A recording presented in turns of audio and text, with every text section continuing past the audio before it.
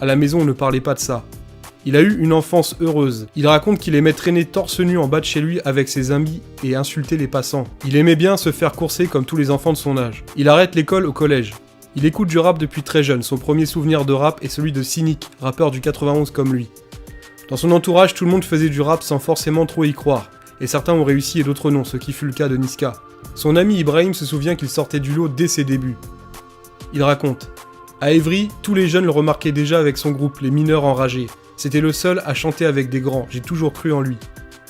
Il poste son premier clip Guevaraché en juin 2014 et gagne en notoriété en 2015 à travers les titres Allô Maître Simonard et Carjack Chirac. En mars 2015, Niska sort le morceau Freestyle PSG qui accouche d'une danse et d'un gimmick. En chantant pour Blaise Matuidi, le milieu de terrain du PSG, Niska frappe un grand coup. Le joueur de foot reprend la chorégraphie du charognard déployant ses ailes après chaque but. Le gimmick devient une marque, un état d'esprit. Voilà comment Niska définit le charo. Un charo, c'est un individu simple, déterminé et loyal, drôle et séducteur aussi.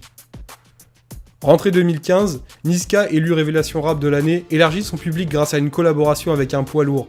Maître Gims le sollicite pour saper comme jamais. Il fera plus de 300 millions de vues sur YouTube. MHD débarque au même moment et enchaîne les millions de vues. La presse spécialisée les oppose. Niska l'invite sur son dernier album pour narguer les journalistes. Le 2 octobre 2015, il sort sa première mixtape Charo Life. Son premier album Zifu Koro, produit par DJ Belek, sort le 3 juin 2016. Il y collabore notamment avec Booba, Maître Gims, Gradure et SCH.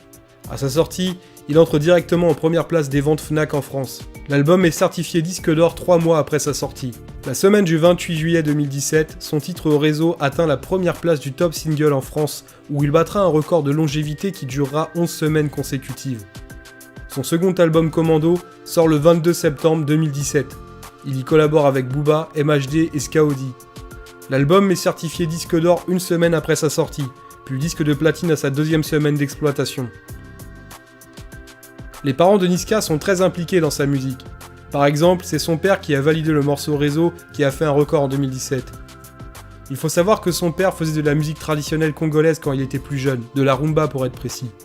Ce passé lui a donné une expérience et une véritable sensibilité, ainsi qu'une oreille musicale qui apporte beaucoup à son fils. En tout cas, le succès de Réseau a bien montré ses compétences musicologiques. Sa mère est présente aussi pour lui donner des conseils, notamment sur comment il doit s'habiller pour aller à des interviews. D'ailleurs, il s'inspire beaucoup de sa culture familiale dans sa musique, que ce soit dans les paroles, dans les intonations ou dans les instrus. Par exemple, il dit s'inspirer des insultes de sa mère ou des vannes entre ses oncles. Il fait aussi beaucoup de références à la foi dans sa musique. Niska s'inspire d'hommes brillants et sombres à la fois, ce qu'il définit comme des parcours de charognards. Il lit l'autobiographie d'Iceberg Slim, l'un des écrivains les plus influents de la littérature afro-américaine.